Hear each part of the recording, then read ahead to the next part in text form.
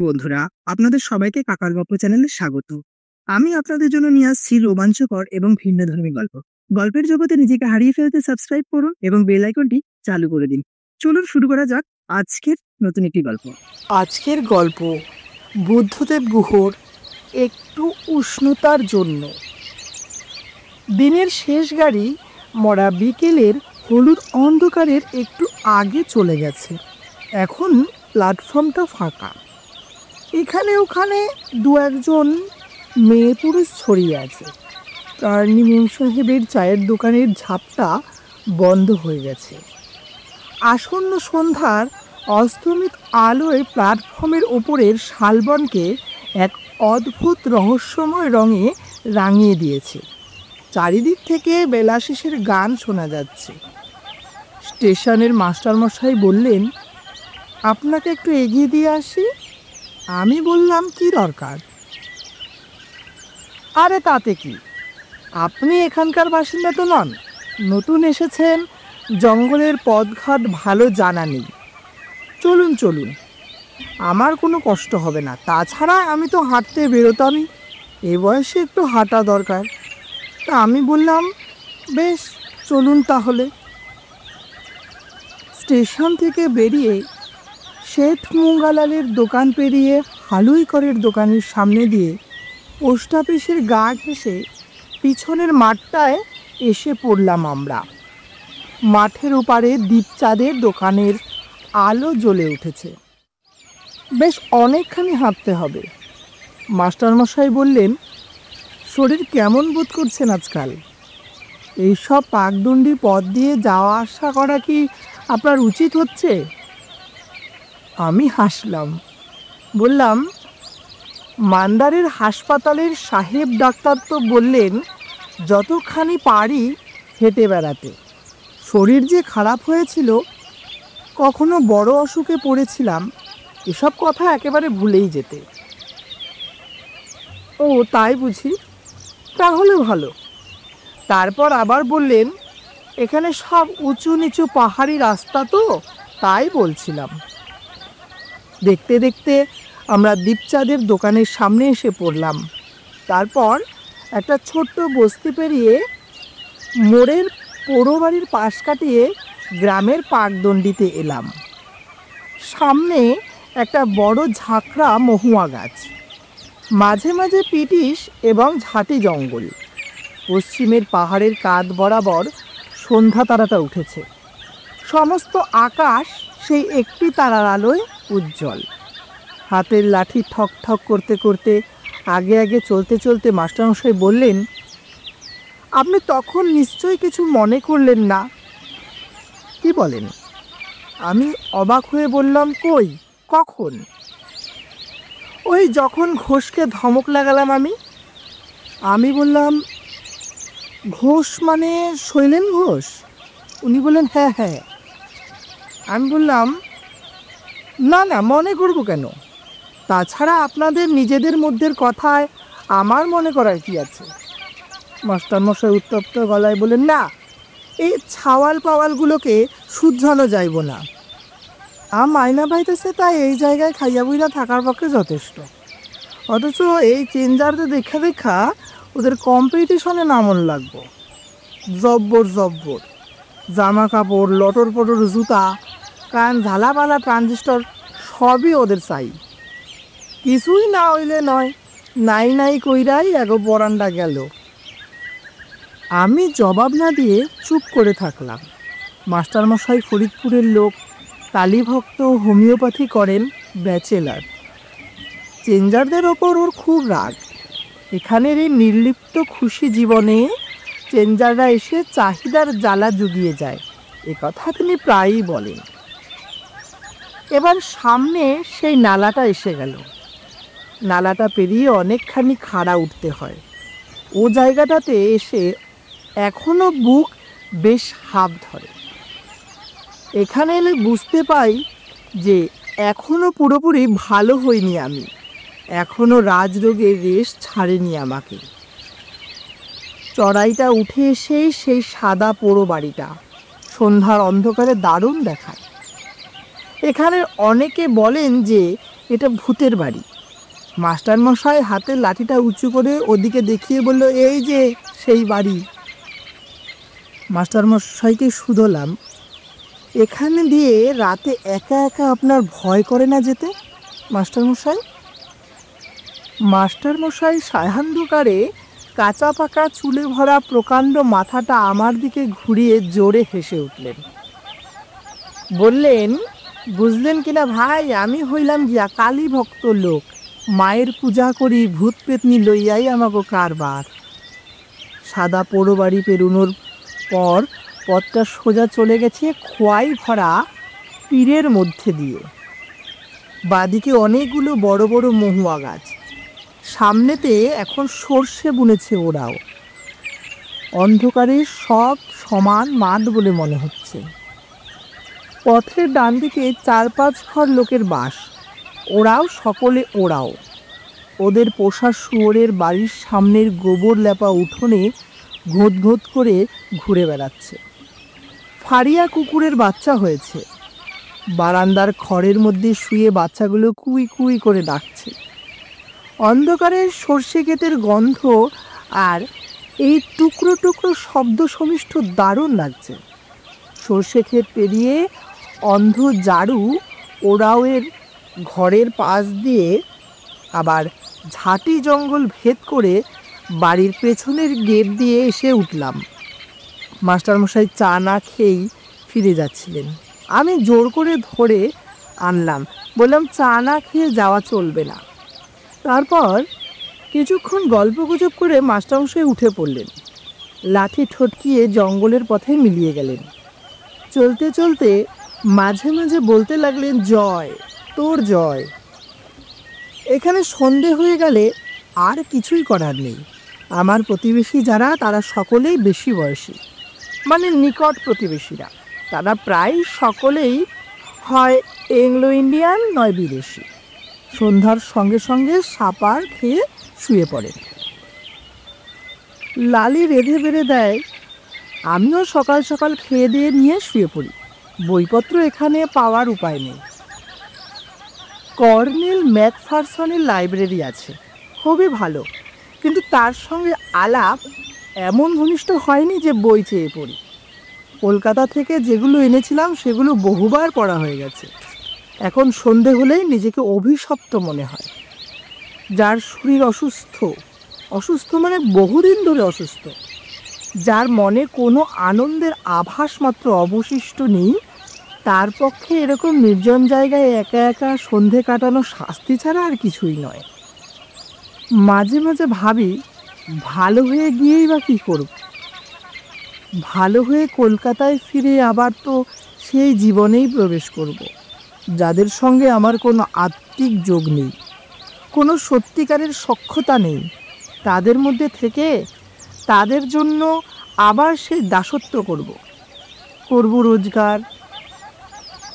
রোজগার দস্তরের দাগা বুলব। সেও তো আর এক মৃত্যু। আমার সামনে বোধহয় শুধু বহু মৃত্যুরই দ্বার খোলা আছে। আমার শুধু এখন পথ বেছে নিতে হবে, কোন মৃত্যু আমার পক্ষে সহনীয় এবং বরণীয়। এ জায়গাটায় সকাল হয় না, সকাল আসে।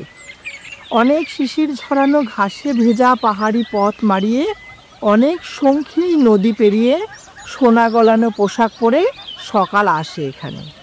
কম্বলের নিচে শুয়ে আমার ঘরের টালির ছাদের ফাঁকে ফাঁকে আলোর আভাস দেখা যায়। চতুর্দিক থেকে পাখি ডেকে ওঠে। বাড়ির পেছনের পিটি ছোপে ভরা তারে তিতিরের আড্ডা।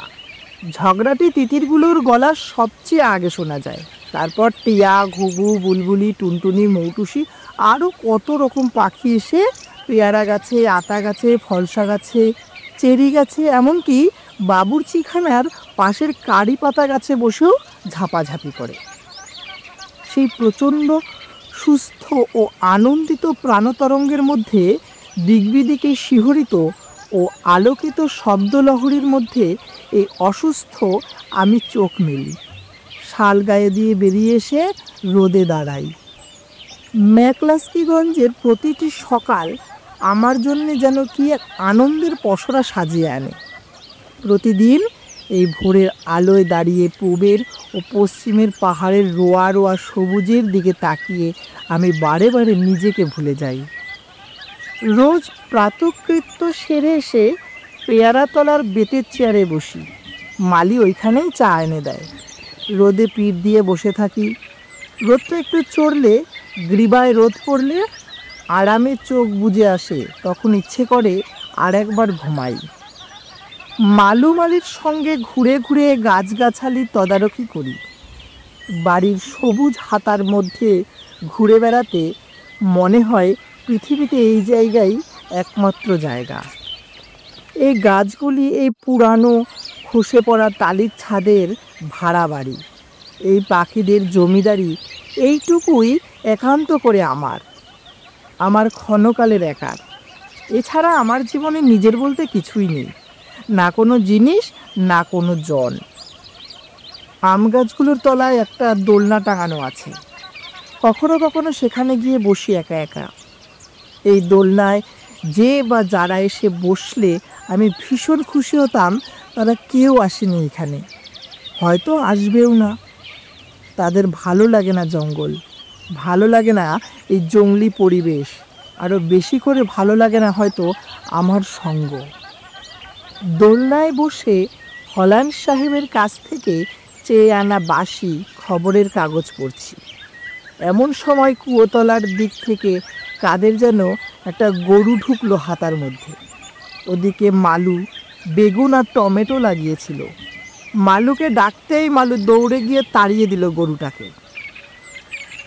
গরুটা কাটা তারের বেড়া পেরুনের প্রায় সঙ্গে সঙ্গেই তারের পাশে একটি ছোট্ট ছেলে এসে দাঁড়ালো। মাথায় ঝাঁকড়া ঝাঁকড়া চুল, চিরুনিও তেল পড়েনি বহু বছর, প্রায় পরনে ছেঁড়া জামা, কোনো প্রমাণ সাইজের ফুল প্যান্ট গুটিয়ে পড়েছে। সমস্ত চেহারার মধ্যে এমন একটা রুক্ষতা যে কি বলবো। মালুকে শুধলাম, এই ছেলেটি কে? মালু বলল, লাবুবাবু। লাবুবাবুকে? লাবুবাবু ডাবুবাবুর ভাই। মালুর উত্তরে কিছুই পরিষ্কার হলো না। বললাম, ডাকো তো লাবুবাবুকে। প্রথমে লাবুবাবু আসতে চাইল না।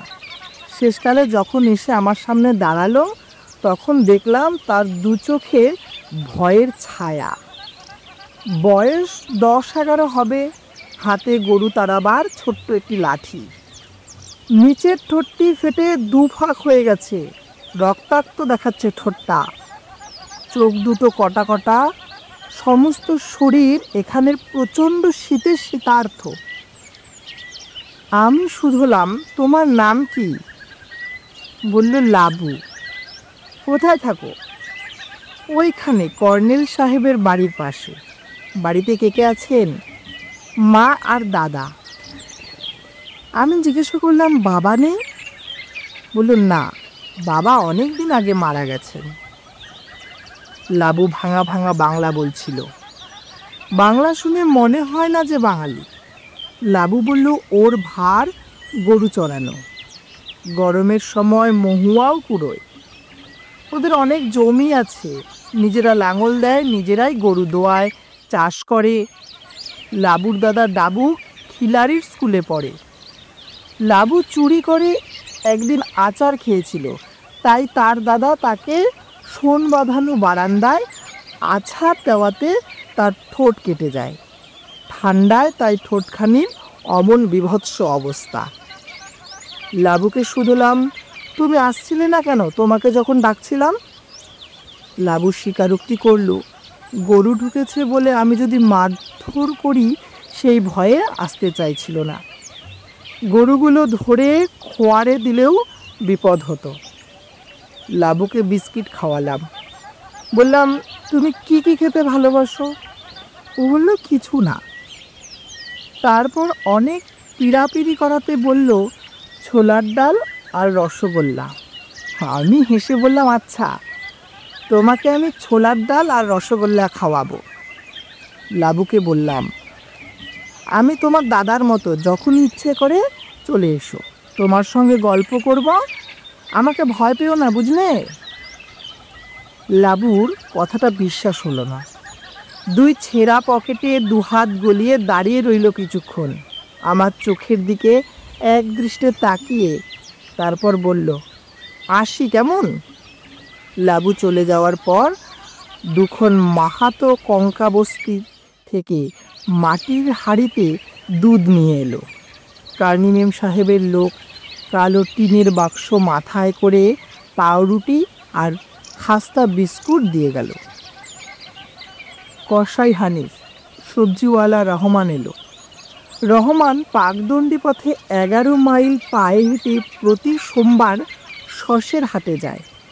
সেখান থেকে সবজি কিনে বাকে করে ম্যাকলাস্কিগঞ্জের বাড়ি বাড়ি সবজি বিক্রি করে। ম্যাকলাস্কিতেও হাট বসে শুক্রবারে। হেসালং, লাপড়া এবং কঙ্কা এই 3টি বস্তি নিয়ে ম্যাকলাস্কিগঞ্জ। আমি যে অঞ্চলে বাড়ি ভাড়া নিয়েছি সেই অঞ্চলের নাম কঙ্কা। স্টেশন বেশিরভাগ দোকানপাট যেখানে সেদিককার নাম লাপড়া, আর খিলারির দিকে রাস্তার গায়ের নাম হেসালং। হেসালংয়ের বস্তির দিকটা ফাঁকা ফাঁকা জঙ্গল, ওদিকে গভীর নয়। লাপড়ার দিকে তো জঙ্গল নেই বললেই চলে। জঙ্গলের মধ্যে দিয়ে লাল মাটি ও পাথর ভরা যে অসমান পথটা চামার দিকে চলে গেছে, সেই রাস্তার দুপাশে লাল টালির ছাদওয়ালা সব বাংলো। এ বাড়িতে আসতে সেই কাঁচা রাস্তা ছেড়ে আরও ভেতরে ঢুকতে হয়। চতুর্দিকে শাল সেগুনের জঙ্গল আর পিটিস এবং নানা রকম জংলি ফুল। এখানে এখন একরকম জংলি হলুদ ফুল হয়, সানফ্লাওয়ারের মতো। বাড়ির পেছন দিকটা সেই ফুলে ছেয়ে গেছে। হাজার হাজার ফুল পাকদণ্ডী পথটার দুপাশে ভরে আছে। চোখ চাইলে চোখে হলুদ নেশা ধরে। পৃথিবীতে এখনও যে এমন জায়গা আছে যেখানে স্টেশনে নেমে নিজের মাল হাতে করে যার যার বাড়ি হেঁটে আসতে হয়, সেই 6 মাইলই হোক কি 4 মাইলই হোক, তা ভাবা যায় না। এখানে ভাড়ার জন্য কোনো ট্যাক্সি, রিক্সা, গরুর গাড়ি অথবা ঘোড়ার গাড়িও নেই। লালি পেয়ারা তলার বেতের চেয়ার টেবিল পেতে নাস্তা লাগিয়ে দিয়েছিল। নাস্তা শেষ করে বাড়ির পেছন দিকটা ঘুরে দেখছি ধনেপাতা আর কাঁচা লঙ্কা লাগানো হয়েছে। এদিকে আদাও আছে, কুয়োতলার পাশে পাশে পুদিনার ঝাড়ও লেগেছে। ধান লাগাতে দেরি হয়ে গেছিল নিচু জমিতে, তাই ধান ভালো হয়নি এবার। বৃষ্টিও এবার খুব কম হয়েছে। কুয়োতলার পাশ দিয়ে পাহাড়ি নালাটা গেছে এঁকে বেঁকে। বাড়ির এই সীমানা। বাড়ির 3 পাশ দিয়ে নালাটা ঘুরে গেছে। আজ থেকে 10 বছর আগে এ নালা দিয়ে প্রতি রাতে বড় বাঘ যাওয়া আসা করত। এখনও হয় না যায়। গরমের দিনে মহুয়া লোভী একলা ভালুক আর চুপি চুপি আসে লুমড়িরা, পা টিপে টিপে আসে। পা টিপে টিপে শুকনো পাতা মচমচিয়ে পালিয়ে যায়। রাতে শুয়ে শুয়ে তাদের আসা যাওয়ার শব্দ শুনি। কখনো কখনো নেকড়ে বাঘ আসে মুরগি ও ছাগল ধরতে। দেহাতিরা বলে রাতের বেলায় এ নালা দিয়ে ভূতেরাও যাওয়া আসা করে, নানা রকম ভূত। মাঝে লালির অসুখ করেছিল। একটি ছেলেকে পেয়েছিলাম রান্না করার জন্যে।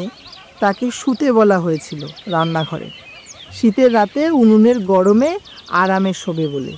প্রথম দিন কাজ করলো, তার প্রথম রাত পোয়ালে দেখি সে আর ওঠে না। সকাল 8টা বাজলো, চা দেওয়ার নাম নেই। দরজা ধাক্কিয়ে তাকে জাগাতে সে কাঁদতে আরম্ভ করলো। বললে, আমাকে এক্ষুনি ছুটি দিন বাবু, আমি এখানে এই জঙ্গলে কাজ করতে পারবো না। কি হয়েছে শুধুতে? সে বলল, সারা রাত ভূতেরা এই নালায় ধমর ধমর করে শুকনো পাতায় নেচেছে, নানা রকম আওয়াজ করেছে। 100 টাকা মাইনে দিলেও সে এখানে আর চাকরি করবে না। অতএব তাকে তক্ষণে ছুটে দিতে হয়েছিল। কুয়োর পাশে পাশে অনেকগুলো জংলি জাম এবং আমলকি গাছ গজিয়েছে। একদল টিয়া এসে তাতে ঝাপাঝাপি করছে। আমলকির ডালে বসা টিয়ার ঝাঁকের দিকে তাকিয়ে তন্ময় হয়ে দাঁড়িয়ে আছি। এমন সময় মালু বলল, বাবু খত আয়া। মালু পোস্ট অফিসে গেছিল খত আনতে। এখানে ডাক পিয়ন নেই। সকাল 11টায় যখন গাড়ি আসে আপ ডাউনের, তখন প্রত্যেককে যেতে হয় পোস্ট অফিসে। পোস্টমাস্টার এসে একে একে নাম পড়ে যান, যে যার চিঠি নিয়ে বাড়ি ফেরে। এখানের হাট এবং পোস্ট অফিস হচ্ছে ক্লাবের মতো, সকলের দেখা হওয়ার জায়গা। খামের চিঠি হাতের লেখাটা দেখেই অবাক হলাম। অবাক নয়, বলা উচিত উত্তেজিত হলাম। এ চিঠি এমন একজন লিখেছে যার কাছ থেকে চিঠি এলে আমার স্বাভাবিক কারণেই উত্তেজিত হওয়ার কথা। চেয়ারে বসে চিঠিটা খুললাম। ছুটি লিখেছে, রাঁচি থেকে। রাঁচি, 10/11/72। সুকুদা, আপনি নিশ্চয়ই আমার চিঠি পেয়ে অবাক হয়ে যাবেন, কিন্তু অবাক হওয়ার মতো কিছু আছে বলে আমি তো জানি না। বহুদিন হলো আপনার কোনো চিঠি পাই না। কিছুদিন আগে কলকাতায় গেছিলাম। অনেক দিন আপনাকে দেখিনি, তাই খুব দেখতে ইচ্ছে হওয়ায় সমস্ত ঝুঁকি নিয়েই আপনাদের কেয়াতলার বাড়িতে গেছিলাম। বৌদি ছিলেন না। অবশ্য না দেখা হয়ে ভালোই হয়েছে, দেখা হলে আমি খুবই এম্বারাসড ফিল করতাম। যে দোষে আমি দোষী নই, দোষী ছিলাম না কোনো দিনও, সেই দোষের জন্য মনে মনে উনি আমাকে অনেক শাস্তি দিয়েছেন। অবশ্য এই কথাও জানি যে সেই শাস্তির বোঝা বইতে হয়েছে আপনাকে, কখনো প্রতিবাদের সঙ্গে, কখনো বিনা প্রতিবাদে। এমন অসুখ কী করে বাঁধিয়েছিলেন জানি না। ভগবানের দয়ায় আপনার কোনো কিছুরই অভাব ছিল না। নিজেকে সুখী করার সমস্ত রকম উপাদান আপনার মধ্যে ছিল। একজন পুরুষ মানুষ জীবনে যা চাইতে পারে তার সব কিছুই আপনি পেয়েছিলেন, অথচ তবু সব জেনে শুনে আপনি এমন নিজেকে নির্দয়ভাবে নিপীড়নের পথ বেছে নিলেন। কার উপর অভিমানে আপনি এমন করে নিজের প্রতি অযত্ন করে এই অসুখ বাঁধালেন? আপনার সঙ্গে দেখা হলে খুব ঝগড়া করব। আপনাদের বাড়িতে শুনলাম আপনি আরও মাস 6 ওখানে থাকবেন। আপনার উপর কতখানি রাগ করে আছি তা আমার সঙ্গে দেখা হলে বুঝবেন। আপনি রাঁচি হয়ে গেলেন, অথচ আমাকে একটাবার খবর পর্যন্ত দিলেন না। ওখানে এতদিন হলেন আছেন, রাঁচি থেকে মাত্র 35 মাইল পথ, অথচ আমাকে ওখান থেকেও জানালেন না যাতে একদিন আপনার সঙ্গে দেখা করে আসতে পারি। আপনি নিজেকে কী ভাবেন জানি না, আপনি আমাকেও কী ভাবেন তাও জানি না। আপনাকে কি আজ মনে করিয়ে দিতে হবে যে আপনার অশান্তি যাতে না বাড়ে, আপনি যাতে বেশি করে দুঃখ না পান, শুধু সেই জন্যই কলকাতার বন্ধুবান্ধবী, আত্মীয় স্বজন সব ছেড়ে একজন সদ্য MA পাশ করা অল্প বয়সী অবিবাহিতা মেয়ে একা এখানে চলে এসেছিল? এক সময় আপনি আমাকে একদিন না দেখতে পেলে পাগলের মতো করতেন, অথচ আমাকে শুধু একবার চোখের দেখা দেখার জন্যে আপনাকে যে কত কষ্ট, অনেক সময় অপমানও সহ্য করতে হতো তা আর কেউ না জানুক, আমি তো জানি। আমি জানতাম সে কষ্ট আমার পক্ষে অসহ্য ছিল।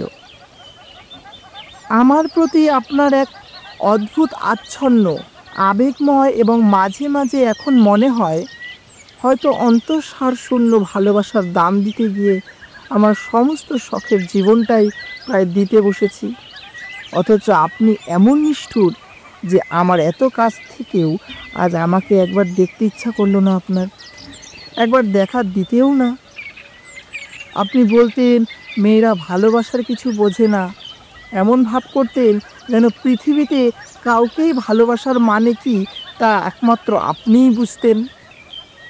অন্য পুরুষদের কথা জানি না, কিন্তু আপনাকে দেখে যদি ছেলেদের ভালোবাসার সংজ্ঞা স্থির করতে হয় তবে তা সমস্ত পুরুষ জাতির পক্ষে বড় কলঙ্কের হবে।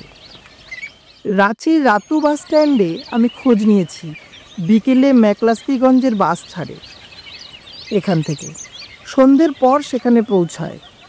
আপনার বাড়ি আমি চিনি না, শুনেছি খুব জঙ্গলি জায়গা। এ পর্যন্ত অনেক কিছুই একা একা খুঁজে নিয়েছি, চিনে নিয়েছি, তাই চিনে নিতে পারবো না এমন ভয় নেই। একদিন লক্ষ লোকের মাঝ থেকে আপনাকে চিনতে যখন ভুল হয়নি, আজ অন্ধকার জঙ্গলে আপনার বাড়ি চিনতেও কষ্ট হবে না আশা করি। আপনি কেমন আছেন? এখনো কতখানি অসুস্থ আছেন জানতে ভীষণ ইচ্ছা করে। এখন কি সত্যিই অসুস্থ আছেন? আমি আগামী শনিবার আপনার ওখানে যাচ্ছি।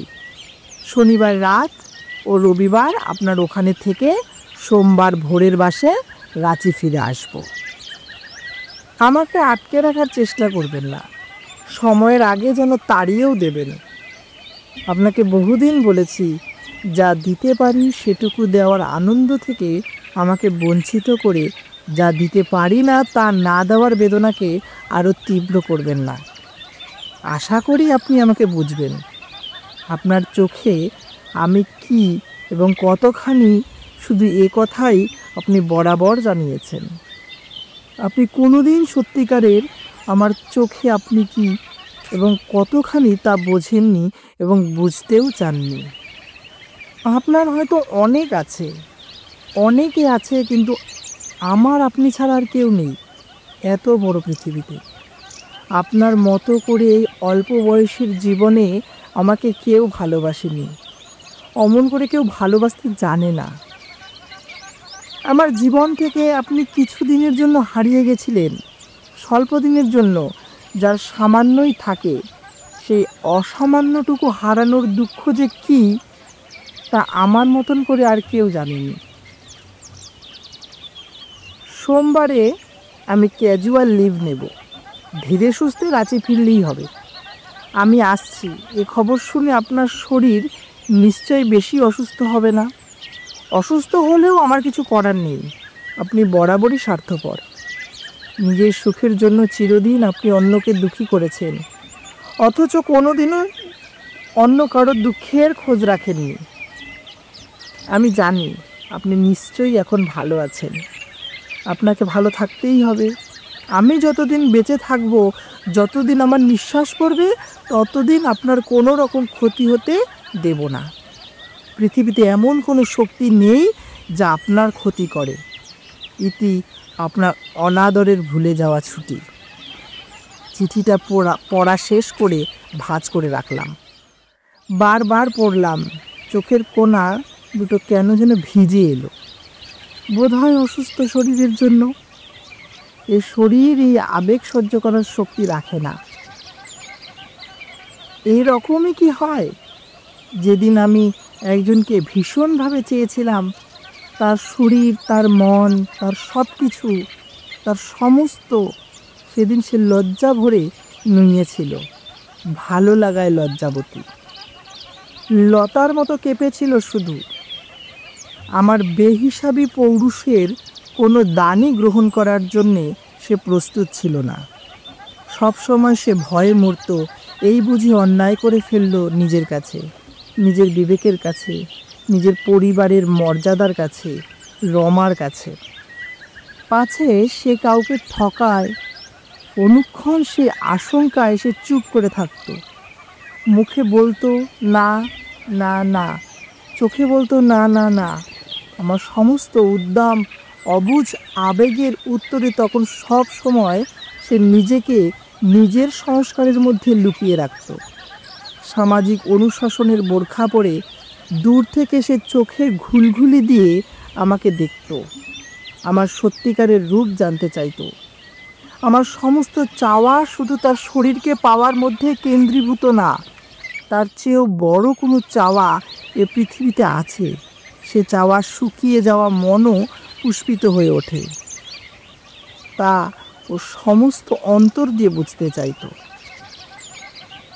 এতদিন পরে, এত বছর পরে আজ বুঝি আমার ছুটি, আমার অনেক দিনের ছুটি। আমার মতো করেই বুঝেছ যে জীবনে কেউ কাউকে ঠকাতে পারে না, কেউ কাউকে কিছু দিতেও পারে না।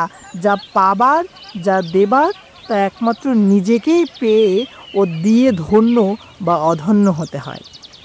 সে আনন্দ বা দুঃখ শুধু তারই, তার একার। সেই ন্যায় বা অন্যায়ের পাওনা এবং প্রায়শ্চিত্ত শুধু তার নিজেরই। তা যদি নাই হবে তবে আর ছুটি কেন? এমন করে চিঠি লেখে। পরবর্তী পর্ব শুনতে চোখ রাখুন কাকার গপ্প চ্যানেলে। তো বন্ধুরা, গল্পটি শোনার জন্য আপনাকে অনেক ধন্যবাদ। যদি গল্পটি আপনার ভালো লেগে থাকে তাহলে লাইক বাটনে ক্লিক করে আপনার ভালো লাগার ছাপ রাখুন। আর কমেন্টে জানান আপনার গল্পটি কেমন লাগলো। আর এখনও যদি সাবস্ক্রাইব না করে থাকেন তাহলে সাবস্ক্রাইব বাটনে ক্লিক করুন আর গল্পটি বন্ধুদের কাছে শেয়ার করতে ভুলবেন না। ধন্যবাদ।